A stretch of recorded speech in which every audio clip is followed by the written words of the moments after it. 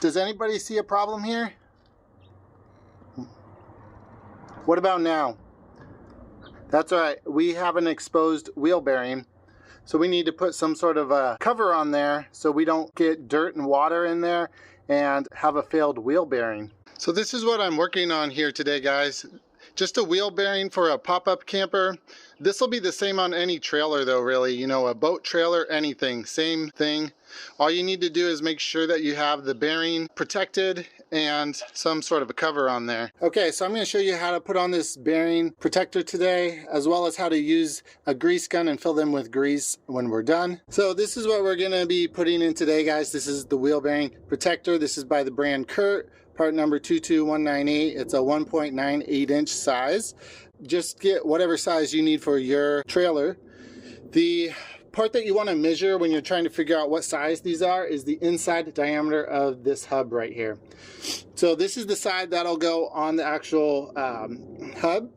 So this is the inside, this is the outside, and it's just going to go right there.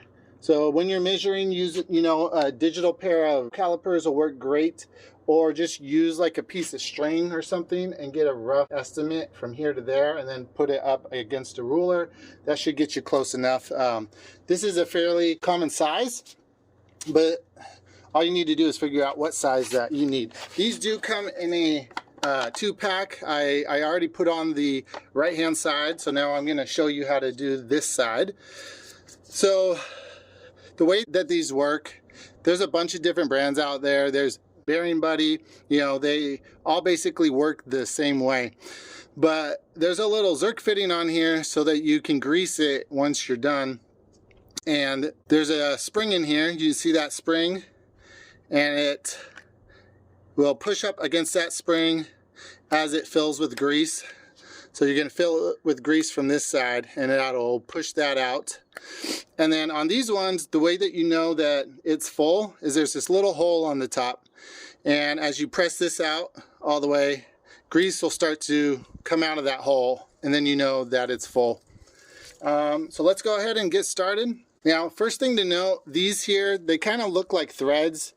These are not threads. This is a just little kind of grooves that they have machined in there. This is a compression fitting, so it's a very tight fit, and you literally just have to hammer that on there.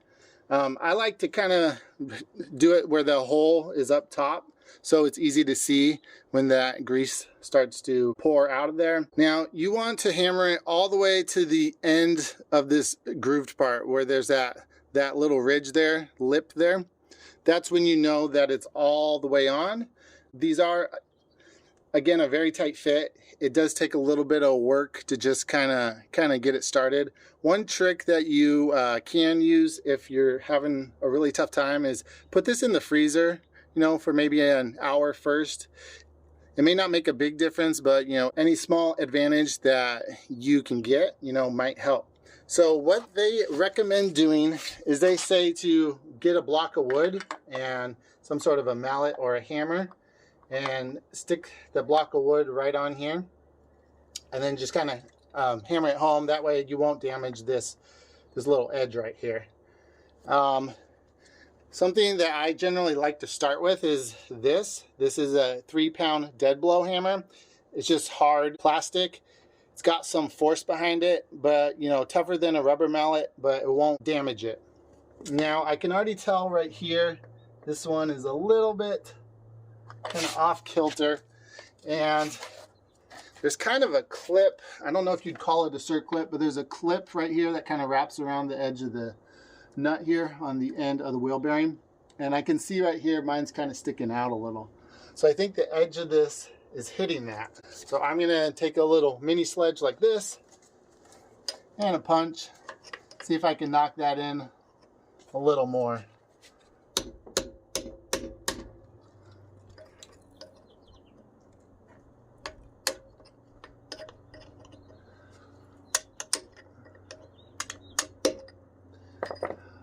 Here's just kind of a large flathead screwdriver you can use to kind of bend that back a little bit. And I think that'll do it. I think that kind of gives us clearance we need. Just to see what I was talking about there, there's these little metal clips here right down here that kind of bend around here. It was kind of sticking out too close to this edge here, so it's going to make it hard to get the bearing protector on there.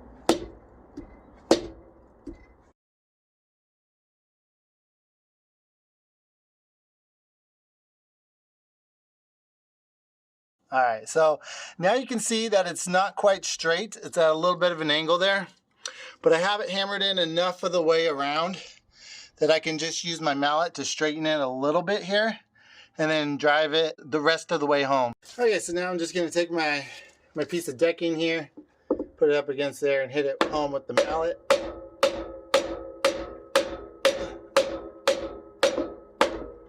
Again, you're going until it's fully seated and you can't see those little grooved.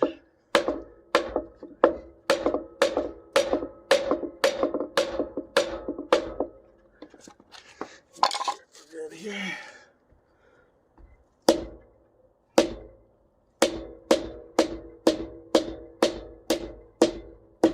There you go. So now you can see it is fully seated all the way around there. Right there we got a little bit of damage where I stuck this ledge right up against it and I hit it with the dead blow hammer. And again, that's why they say stick a block of wood in there. Okay, so now it's time to show you how to use this grease gun. They basically all work the same way. This is a mini grease gun, so it holds 3-ounce size cartridges like this. The standard size is 14-ounce cartridges.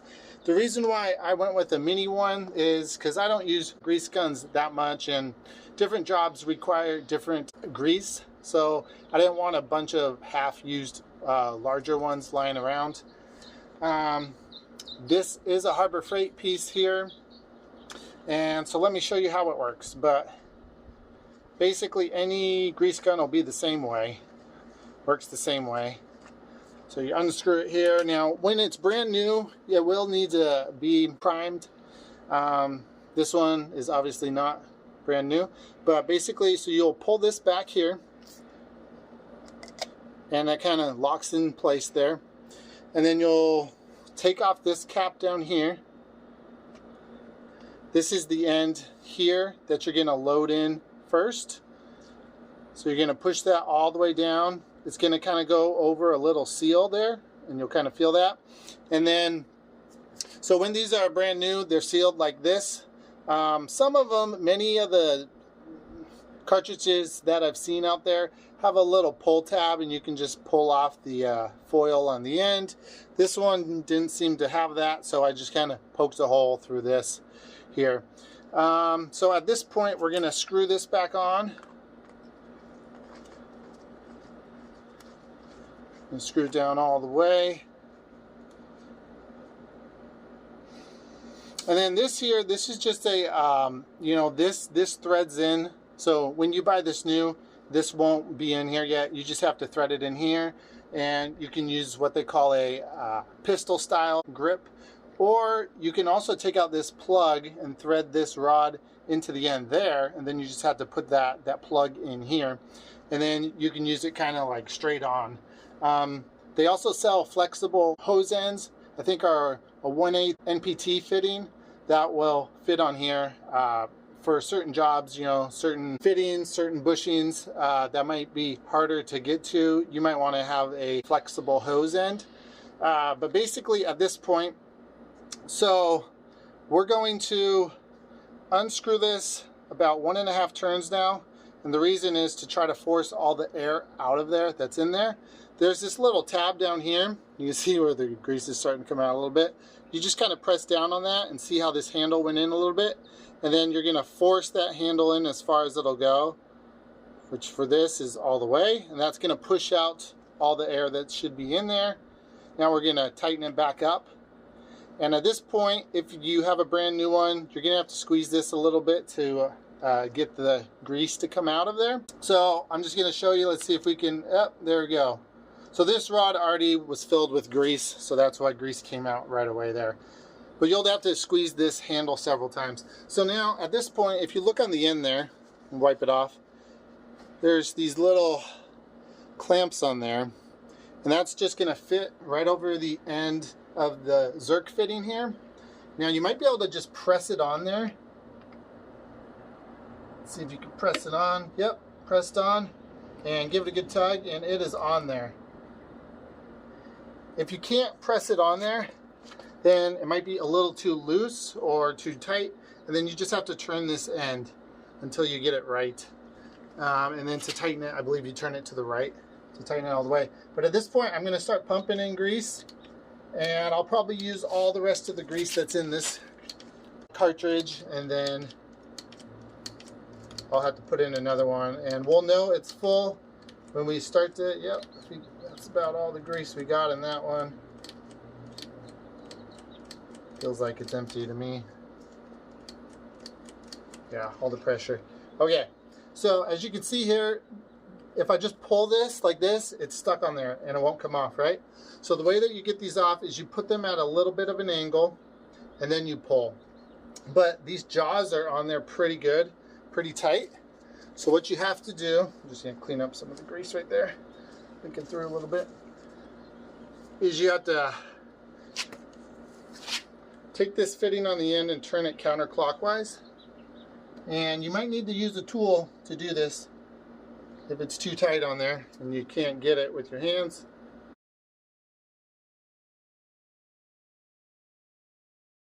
Then once you get it opened a little bit,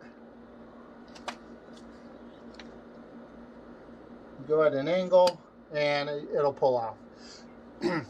So if it's on there too tight, you actually turn it clockwise to get it loosened up a little bit, like this, and then you can pull it off at an angle.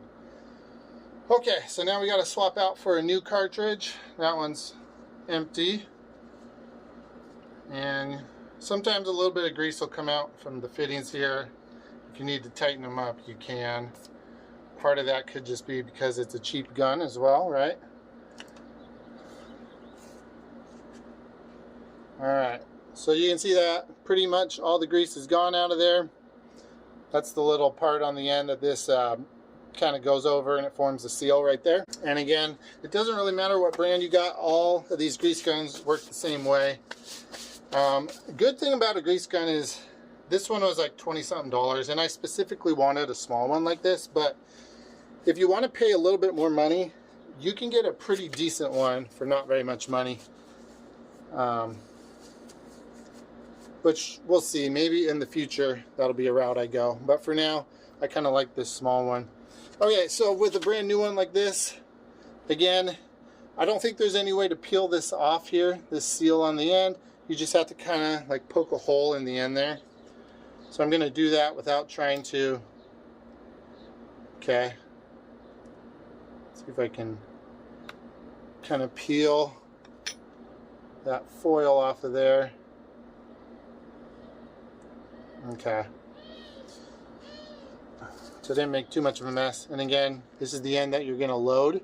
So that's what a full one looks like. It's not filled all the way up to the end here. It's only filled maybe like 3/4. It's filled about right there.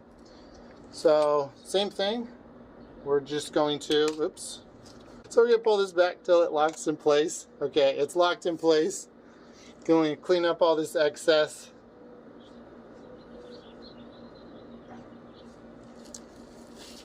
I will say that when this was brand new, it didn't really leak out the bottom like that. But, you know, like I said, it is a Harbor Freight one. Probably not the highest quality in the world, but it's what we got for today. All right. And this one, for some reason, wanted to start leaking before I was able to get it all the way in there. What a mess, huh, guys? Well, regardless of the mess, It works the same way. So that's back all the way. Now you can see the color of the grease here. It's green. Oh, by the way, this is marine grease. This is the type of grease that you want to use on these bearings. They just state to use a multi-purpose grease, and that's the manufacturer of these, Curt. They just state to use a multi-purpose grease, but marine grease works really good for this stuff, especially if you have a boat trailer. We'll clean all this up at the end. I'm not too worried about that. It's a little messy, but it gets the job done. Again, I'm going to push the release there, and it's already in pretty much as far as it'll go. Yeah, I don't think I need to press more than that. Get it on there. I'm going to loosen it a little bit. There we go. Okay, give it a tug. It's on there. And I'm going to start pumping more grease in. There we go. You'll feel the resistance in the handle when you start to pump in grease. So you'll kind of know that it's going. If you don't feel any resistance, it means you probably still have air in there that you need to bleed out.